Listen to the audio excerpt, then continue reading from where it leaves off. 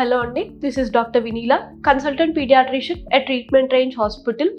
ఈ రోజు మనం షార్ట్ స్టేచర్ గురించి తెలుసుకుందాం. షార్ట్ స్టేచర్ అంటే ఏంటంటే తెలుగులో పేరెంట్స్ వచ్చి మనకు చెప్తారు, మా అబ్బాయి కానీ అమ్మాయి కానీ ఏజ్కి తగ్గట్టు హైట్ పెరగట్లేదండి అని చెప్తారు. షార్ట్ స్టేచర్ డెఫినేషన్ ఏంటి అంటే, if the height for age is less than 2 standard deviations, లేకపోతే గ్రోత్ వెలాసిటీ అంటారు. ఆ వెలాసిటీ 25th సెంటైల్ కన్నా తక్కువ ఉంటే, లేకపోతే ఇద్దరు పేరెంట్స్ మిడ్ పేరెంటల్ హైట్, ఇద్దరు పేరెంట్స్ హైట్ తీసుకుని వాళ్ళ రేంజ్ తీసుకుని ఆ రేంజ్ కన్నా 1.5 స్టాండర్డ్ డీవియేషన్స్ తక్కువ ఉంటే దాన్ని షార్ట్ స్టేచర్ అంటారు. షార్ట్ స్టేచర్కి ఎలా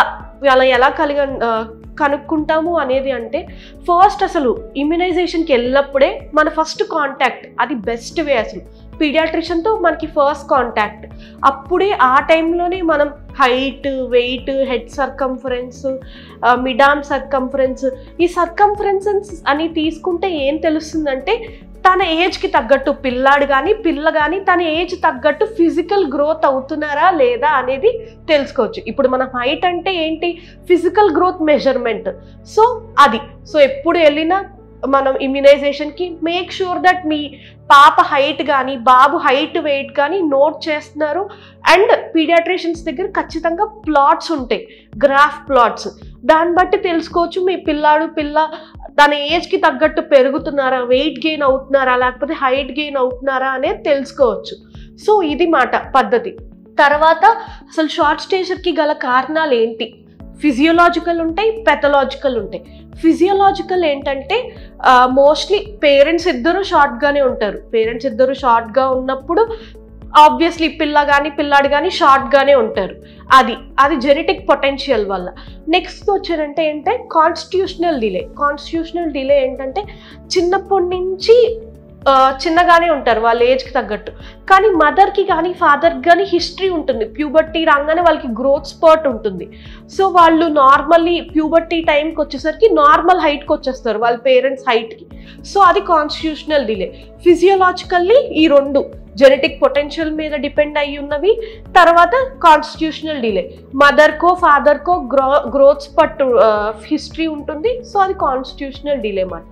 పెథలాజికల్ వచ్చేసరికి మోస్ట్లీ ఎండోక్రైన్, దాంట్లో కూడా హైపోథైరాయిడిజం ఈజ్ మోస్ట్ కామన్ మాట. తర్వాత గ్రోత్ హార్మోన్ డెఫిషియన్సీస్, లేకపోతే ఇడియోపతిక్ అయి ఉండొచ్చు, న్యూట్రిషనల్ డెఫిషియన్సీస్ అయి ఉండొచ్చు.